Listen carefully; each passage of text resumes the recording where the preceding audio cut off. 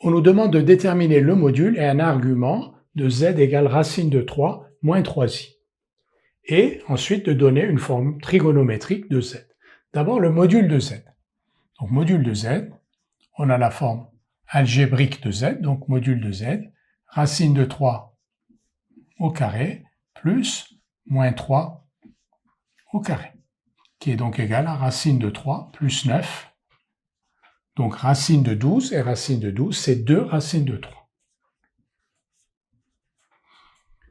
On cherche maintenant un argument de z. Pour cela, dans l'expression de z, dans l'expression algébrique de z, on va mettre module de z en facteur. Donc 2 racines de 3 en facteur. Donc 2 racines de 3 en facteur, ici on va avoir 1 demi. Et là, on va avoir moins i. Et là, donc 2 racines de 3, 3 sur 2 racines de 3. Qui s'écrit donc 2 racines de 3, 1 demi moins i, et ici 3 sur racine de 3, c'est racine de 3 sur 2. Un argument θ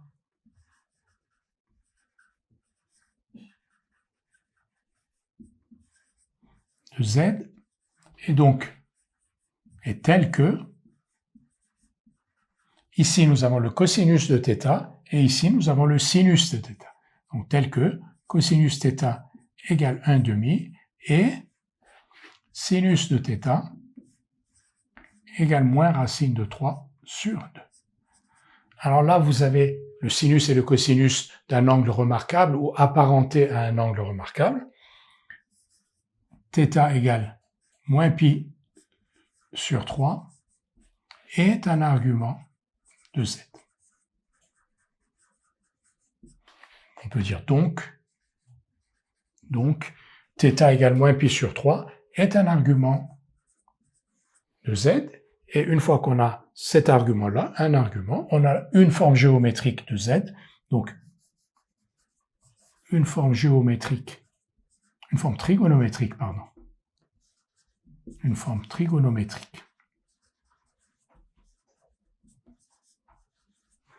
de z, et donc module de z, 2 racines de 3, cosinus de moins pi sur 3, plus i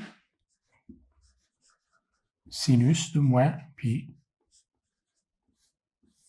sur 3. Donc là, on a une forme trigonométrique de z, 2 racines de 3, cosinus de moins pi sur 3, plus i sinus de moins pi sur 3.